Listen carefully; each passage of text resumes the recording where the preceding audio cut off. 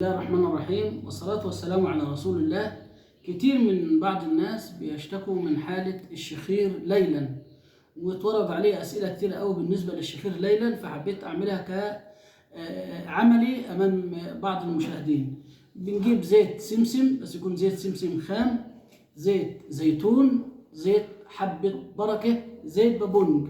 ناخد مقادير متساوية في قطرة زي دي كده، ونضع الزيت 3 نقط في الفتحة و3 نقط في الفتحة مع ارتفاع الرأس إلى الأمام، وتكرر هذه العملية ويكون فيها شفاء بأمر الله عز وجل.